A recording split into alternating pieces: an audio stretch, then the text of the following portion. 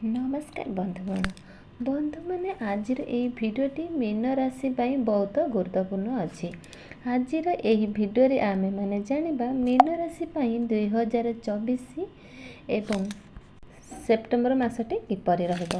Mean राशि व्यक्तिविशेष मानक एही सेप्टेम्बर मासटी किपरि रहिबो संपूर्ण भाव में आमे सही विषय आलोचना करिबा। मीन राशि व्यक्तिविशेषंकर स्वास्थ्य, शिक्षा, प्रेम, वैवाहिक जीवन, भाग्य, कैरियर एवं व्यापार वाणिज्य स्थिति किपरि रहिबो एही 2024 सेप्टेम्बर मासरे से सब विस्तार रूप में आलोचना करिबा। नवग्रहंकर स्थिति मध्य देखिबा। नवग्रह केहू प्रकार फल प्रदान करिबारे सक्षम हेबे। शेषरे अशुभता प्रदान करुथुवा ग्रह मानक पई किछि विशेष प्रतिकारक मध्य जानिबा। सेथिपई भिडियोटी को स्किप न करी शेष पर्यंत निहाती देखंतु। तेबे आसंतु आरंभ करिबा आजिर एही कार्यक्रमटी को जहाँकि जन्म राशि एवं चंद्र राशि उपरे आधारित अटे। सेप्टेम्बर मास आरंभ में मीन राशि रे नवग्रहंकर स्थिति किपरि रहिबो से विषय सर्वप्रथमे आलोचना करिबा। यह पूर्वर जदि मीन राशि होइथाय तेबे भिडियोटी को लाइक करी चैनल टी को सब्सक्राइब कर देबे एवं कमेंट बॉक्स रे जय श्री जगन्नाथ निश्चित लिखिबे। बंधु माने राशि चक्र द्वादश राशि एवं शेष राशि होउची मीन राशि। मीन राशि राष्ट्राधिपति होउचंती देवगुरु बृहस्पति एवं देवगुरु बृहस्पति आपणकर तृतीय भाव में विराजमान अछंती। आपणक प्रथम भाव में विराजमान अछंती राहु। आपणकर चतुर्थ भाव में विराजमान अछंती मंगल। षष्ठ भाव में विराजमान अछंती सूर्य सहित बुध। सप्तम भाव में अछंती शुक्र सहित केतु एवं आपणकर द्वादश भाव में अछंती शनि। वर्तमान आपणकर राशि रे शनि 7.5 मध्य चलुअछि। सर्वप्रथमे आसंतु जानिबा आपणकर स्वास्थ्य किपरि रहिबो सेप्टेम्बर 2024 रे। तो बंधु माने कुंडलीर प्रथम भावटी होता है आपणक स्वास्थ्यर भाव, आपणक इम्यूनिटी सिस्टम भाव। आपणकर प्रथम भावर अधिपति होउछंती देवगुरु बृहस्पति जे कि आपणकर तृतीय भाव में विराजमान अछंती। मंगल आपणकर केन्द्र रे विराजमान अछंती। गुरु आपणकर तृतीय भाव में निज शत्रु राशि रे विराजमान अछंती। राहु आपणक प्रथम भाव में विराजमान अछंती। एही मासरे आपणकर सेमिति किछि बड़ स्वास्थ्य जनित समस्या नहीं। गुरु आपणकर तृतीय भाव हेतु एही मासरे आपणकर मोटापण बढ़ी जाई पारे किंबा आपणकर गैस्ट्रिक प्रॉब्लम मध्य देखा देई पारे। आपणकर मध्यरे थकापण बढ़ी जाई पारे किंबा आपणकर लिवर डाइजेशन परी प्रॉब्लम मध्य देखा देई पारे। एही मासरे सेमिति किछि बड़ स्वास्थ्य जनित समस्या नथिले मध्य आपणको निजर खाद्य प्रति टिके विशेष ध्यान देबाकू पड़िबो एवं आपणको जेतेबेले यात्रा करूछंती सेतेबेले विशेष रूप रे निजर स्वास्थ्य प्रति ध्यान देबार अछि। एबे आसंतो जानिबा आपणकर शिक्षा जीवन किपरि रहिबो सेप्टेम्बर 2024 रे। विद्यार्थी मानकर किपरि रहिबो सेप्टेम्बर 2024 रे।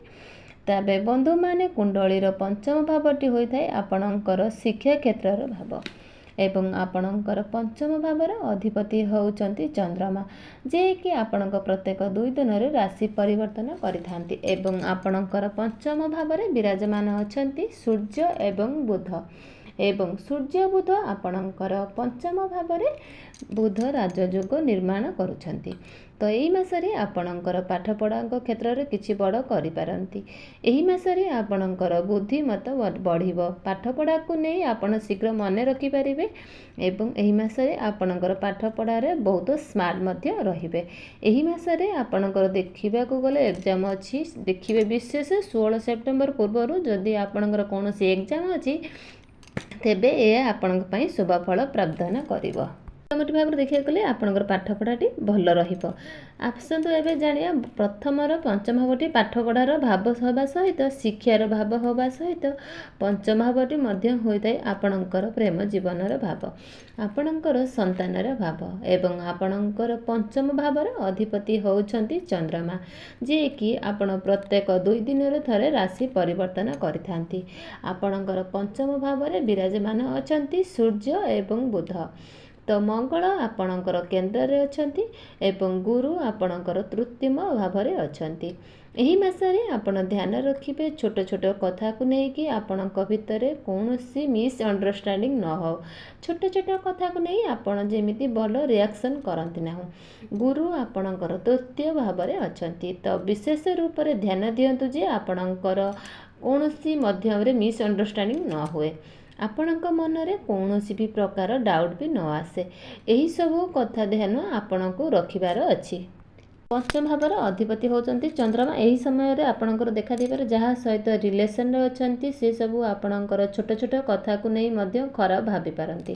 ଛୋଟ ଛୋଟ କଥାରେ ଇମୋସନାଲ୍ ମଧ୍ୟ ହୋଇପାରନ୍ତି, ରାଗି ଯାଇ ବି ପାରନ୍ତି। ତ ଆପଣଙ୍କର ଏହି ମାସରେ ଏହିସବୁ କଥା ପ୍ରତି ଟିକେ ଧ୍ୟାନ ଦେବାର ଅଛି। ଏବେ ଆସନ୍ତୁ ଜାଣିବା ଆପଣଙ୍କର ବୈବାହିକ ଜୀବନ କିପରି ରହିବ ଏହି ସେପ୍ଟେମ୍ବର 2024ରେ। ତ ବନ୍ଧୁମାନେ, କୁଣ୍ଡଳୀର ସପ୍ତମ ଭାବଟି ହୋଇଥାଏ ଆପଣଙ୍କର ବୈବାହିକ ଜୀବନର ଭାବ, ଆପଣଙ୍କର ଜୀବନ ସାଥୀର ଭାବ, ଏବଂ ଆପଣଙ୍କର ସପ୍ତମ ଭାବରେ ବିରାଜମାନ ଅଛନ୍ତି ଶୁକ୍ର ଏବଂ କେତୁ।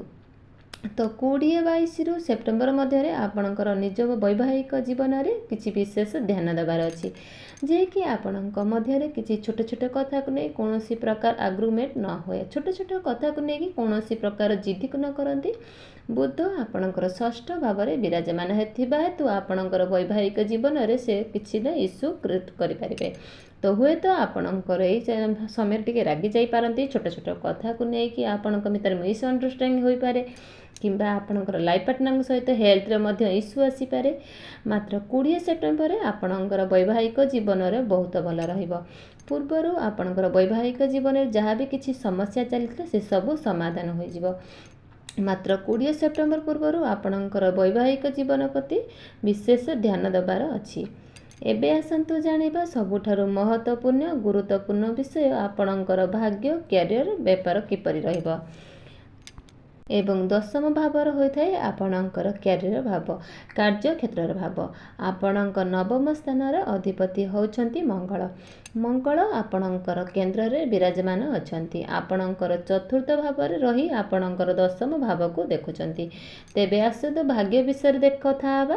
ଏହି ମାସରେ ଆପଣଙ୍କର ଭାଗ୍ୟ ବହୁତ ଭଲ ରହିଛି, କାରଣ ମଙ୍ଗଳ ଆପଣଙ୍କର କେନ୍ଦ୍ରରେ ଅବସ୍ଥାନ କରିଛନ୍ତି ଏବଂ ଏହି ସମୟରେ ମଙ୍ଗଳ କୌଣସି ରାଶି ପରିବର୍ତ୍ତନ ହେବାର ହିଁ ନାହିଁ ଏବଂ ମଙ୍ଗଳ ଆପଣଙ୍କର ଦଶମ ଭାବକୁ ଦେଖୁଛନ୍ତି। ଏହାର ଅର୍ଥ ଆପଣଙ୍କର ଭାଗ୍ୟରେ ଲାଭ ଦେଖାଯାଉଛି। ତ ଭାଗ୍ୟ ବଳରେ ଏହି ମାସରେ ସବୁ କାର୍ଯ୍ୟରେ ସଫଳତା ଲାଭ କରିବେ। ଏହି ମାସରେ ଆପଣଙ୍କର କୌଣସି ଶୁଭ ମାଙ୍ଗଳିକ କାର୍ଯ୍ୟ କରନ୍ତି, କୌଣସି ଇନଭେଷ୍ଟମେଣ୍ଟ କରିବାକୁ ଚାହୁଁଛନ୍ତି, କୌଣସି ବଡ଼ ଡିସିସନ୍ ନେବାକୁ ଚାହୁଁଛନ୍ତି, କୌଣସି ନୂତନ କାର୍ଯ୍ୟ କରିବାକୁ ଚାହୁଁଛନ୍ତି, କୌଣସି ଡିଲ୍ ମିଟିଂ କରିବାକୁ ଚାହୁଁଛନ୍ତି, ପ୍ରତ୍ୟେକ କାର୍ଯ୍ୟରେ ଆପଣଙ୍କୁ ଆପଣଙ୍କର ଭାଗ୍ୟ ସାଥ ମିଳିବ। ଏହି ମାସରେ ଆପଣ ଧାର୍ମିକ ଯାତ୍ରା କରିବାର ମଧ୍ୟ ଅନୁଭବ କରିବେ। ଏବେ ଆସନ୍ତୁ ଜାଣିବା ଆପଣଙ୍କର କ୍ୟାରିୟର, ଆପଣଙ୍କର କାର୍ଯ୍ୟକ୍ଷେତ୍ର କିପରି ରହିବ ସେପ୍ଟେମ୍ବର 2024ରେ। ତ ଆପଣଙ୍କର ଦଶମ ଭାବର ଅଧିପତି ହେଉଛନ୍ତି ଦେବଗୁରୁ ବୃହସ୍ପତି, ଯିଏକି ଆପଣଙ୍କର ତୃତୀୟ ଭାବରେ ବିରାଜମାନ ଅଛନ୍ତି। ଗୁରୁଙ୍କର ତୃତୀୟ ଭାବରେ ରହିବା ଆପଣଙ୍କର ଅଧିକ ଭାତୁଡ଼ କରାଇପାରେ, ଅଧିକ ପରିଶ୍ରମ ବି କରାଇପାରେ। ଏହି ସମୟରେ ଆପଣ ଅନ୍ୟମନସ୍କ ମଧ୍ୟ ରହିପାରନ୍ତି। ଯେତେବେଳେ ଆପଣଙ୍କର ଦଶମ ଭାବର ଅଧିପତି ତୃତୀୟ ଭାବରେ ବିରାଜମାନ ହେବେ, ସେତେବେଳେ ଆପଣଙ୍କର ମନକୁ ଡାଇଭର୍ଟ କରାଇବେ। ଆପଣଙ୍କର ମନ ବିଚଳିତ ଭାବରେ ରହିବ। ତ ଆପଣ ସବୁ କାର୍ଯ୍ୟକୁ ଦେଖିବାକୁ ଗଲେ ମଙ୍ଗଳ ଆପଣଙ୍କର ଦଶମ ଭାବକୁ ଦେଖୁଛନ୍ତି। କାର୍ଯ୍ୟକ୍ଷେତ୍ରରେ ଆପଣଙ୍କର ଏନର୍ଜେଟିକ୍ ବି ରହିବେ। ଯେତେବେଳେ ବଡ଼ କାର୍ଯ୍ୟ ଆସୁ କାମକୁ ନେଇକି ଆପଣ ଡରିବେ ନାହିଁ, ସେହି କାମଟିକୁ ଆପଣ ସମ୍ପୂର୍ଣ୍ଣ କରିବେ, କାରଣ ସୂର୍ଯ୍ୟ ମଧ୍ୟ ନିଜ ସ୍ୱରାଶିରେ ବିରାଜମାନ କରୁଛନ୍ତି। ଆପଣଙ୍କ ମଧ୍ୟରେ କମ୍ପିଟିସନ୍ ରହିବ। ଗୁରୁ ଆପଣଙ୍କର ତୃତୀୟ ଭାବରେ ରହି ହେତୁ ଆପଣଙ୍କର ମନ ବିଚଳିତ ଟିକେ ରହିବ। ଯେଉଁମାନଙ୍କ ପାଖରେ ଚାକିରି ନାହିଁ, ଏହି ମାସରେ ସେମାନଙ୍କୁ ଚାକିରି ମିଳିବାର 60-70% ସମ୍ଭାବନା ରହୁଛି ଏବଂ ବିଶେଷ କରି ଏହି ସମ୍ଭାବନା 18 ସେପ୍ଟେମ୍ବର ପୂର୍ବରୁ ହିଁ ରହୁଛି। ଏବେ ଆସନ୍ତୁ ଜାଣିବା ଆପଣଙ୍କର ବେପାର ବାଣିଜ୍ୟର ସ୍ଥିତି କିପରି ରହିବ ଏହି ସେପ୍ଟେମ୍ବର 2024ରେ। ବେପାର ବାଣିଜ୍ୟର କଥା କହିବାକୁ ଗଲେ 20 ସେପ୍ଟେମ୍ବର ପରେ ଆପଣଙ୍କର ବେପାର ବାଣିଜ୍ୟର ସ୍ଥିତି ବହୁତ ଭଲ ରହିବ, କାରଣ ବୁଧ ନିଜର ସ୍ୱରାଶିକୁ ଚଳନ କରିବେ। 20 ସେପ୍ଟେମ୍ବର ପରେ ଆପଣଙ୍କର ବେପାର ବାଣିଜ୍ୟ ପାଇଁ ଆପଣଙ୍କ ଇନକମ୍ରେ ଗ୍ରୋଥ୍ ଆସିବ, ଆପଣଙ୍କ ମଧ୍ୟରେ କମ୍ୟୁନିକେସନ୍ ସ୍କିଲ୍ ମଧ୍ୟ ଭଲ ରହିବ। ଆପଣ ଯେକୌଣସି ବିଜନେସ୍ କରୁଥାନ୍ତୁ ନା କାହିଁକି ସଫଳତାରେ ଉନ୍ନତି ଦେଖିବାକୁ ପାଇବେ। ତେବେ ଆସନ୍ତୁ ଜାଣିବା ଆପଣଙ୍କର ବିଶେଷ ପ୍ରତିକାର ବିଷୟରେ। ଯେଉଁ ପ୍ରତିକାରକୁ କରିବା ଦ୍ୱାରା ଆପଣଙ୍କର ଏଇ ଆସୁଥିବା ସମସ୍ତ ଅଶୁଭତ ଖଣ୍ଡନ ହୋଇଯିବ ଏବଂ ଆପଣଙ୍କୁ ଶୁଭ ଫଳ ପ୍ରାପ୍ତି ହେବ। ତେବେ ବନ୍ଧୁମାନେ, ଆପଣଙ୍କ କୁଣ୍ଡଳୀରେ ଗୁରୁ ଦୁର୍ବଳ ସ୍ଥିତିରେ ଅଛନ୍ତି। ସେଥିପାଇଁ ଆପଣ ପ୍ରତ୍ୟେକ ଦିନ ଗୁରୁଙ୍କର ବୀଜ ମନ୍ତ୍ର ଜପ କରନ୍ତୁ।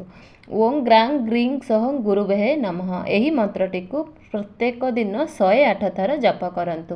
ଶୁଭ ଫଳ ପ୍ରାପ୍ତି ହେବ। ଦର୍ଶକ ବନ୍ଧୁ, ଏଇଠି ସମାପ୍ତ କରିଲି। ଜୟ ଜଗନ୍ନାଥ।